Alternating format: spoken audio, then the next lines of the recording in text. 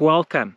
Listing Notice 3 lists activities that require an environmental authorization prior to their commencement in specific identified geographical areas. Unfortunately, many of these identified geographical areas are not generally known, so it is the aim of this series to improve our understanding of these important areas. In this video, we explain what EMFs and SDFs are.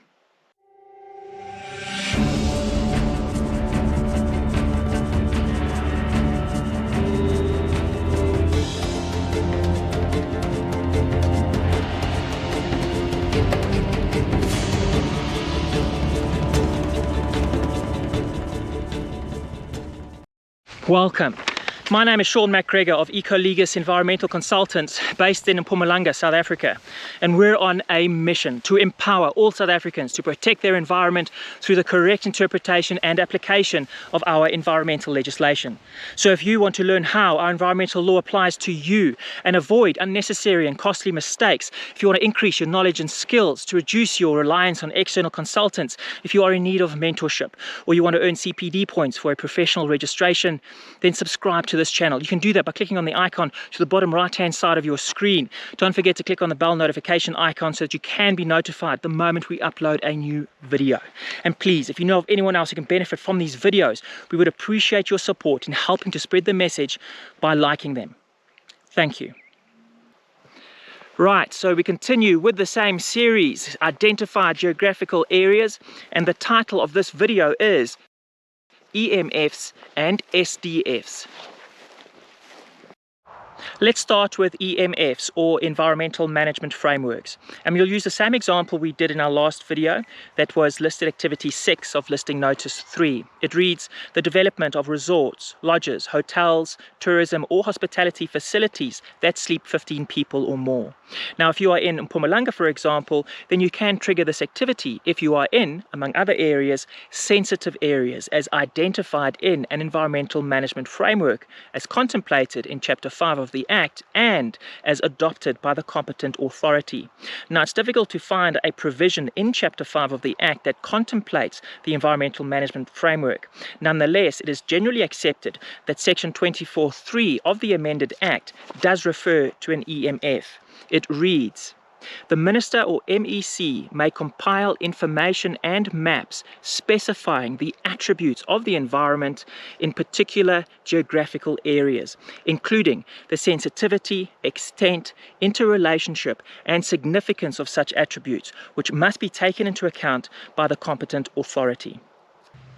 Now, the definition of an EMF provided in the EMF regulations published on the 18th of June 2010 elaborates on this provision provided in Section 24(3) of the amended Act. It means a study of the biophysical and socio-cultural systems of a geographically defined area to reveal where specific land uses may best be practiced and offer performance standards on the appropriate use of such land. So it's basically a guideline document that aims to ensure that environmental limits to development are incorporated or included in spatial planning documents. How?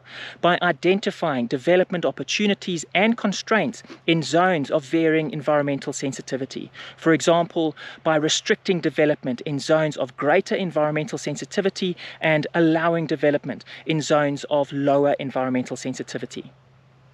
And if you recall, in our example, listed activity 6 of listing notice 3, the environmental management framework has to be adopted by the competent authority. Formal adoption is achieved by notice in a government gazette. So you will need to consult the competent authority to determine whether an EMF has been adopted for your project area. Then there is the SDF, or Spatial Development Framework.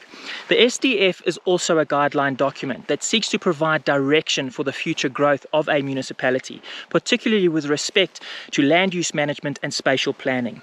It guides the overall spatial distribution of land use within a municipality to give effect to the vision, goals and objectives of the municipality's IDP. Section 35 of the Municipality System Act, Act 32 of 2000, states that the IDP adopted by the Council of a municipality is the principal strategic planning instrument to guide or inform long-term planning and development within the municipality.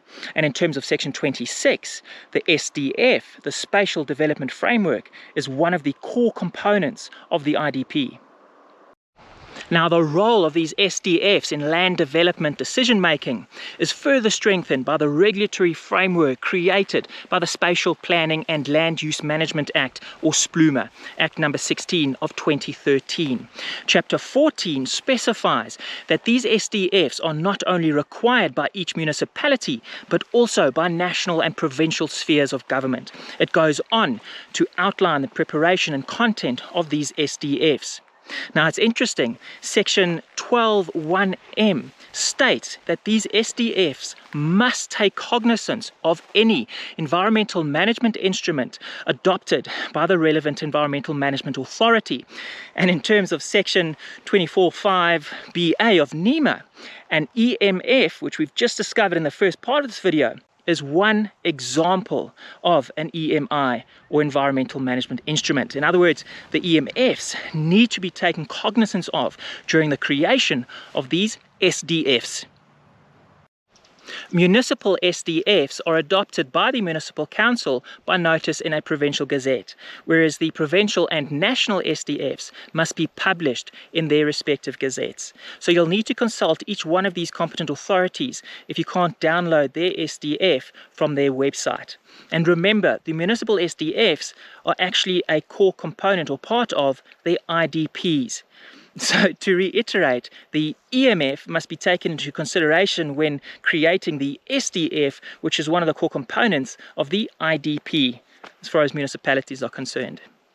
Right, so let's return back to our example. That was listed activity 6 of listing notice 3, which reads the development of resorts, lodges, hotels, tourism or hospitality facilities that sleeps 15 people or more. Now, if you are in an urban area in Mpumalanga, then you can trigger this activity if you are in, among other areas, areas designated for conservation use in spatial development frameworks adopted by the competent authority or zoned for a conservation purpose. Did you note that the listed activity is only triggered by an SDF that has been adopted by the competent authority, inferring it would either be a provincial or a national SDF? The activity cannot be triggered by a municipal SDF.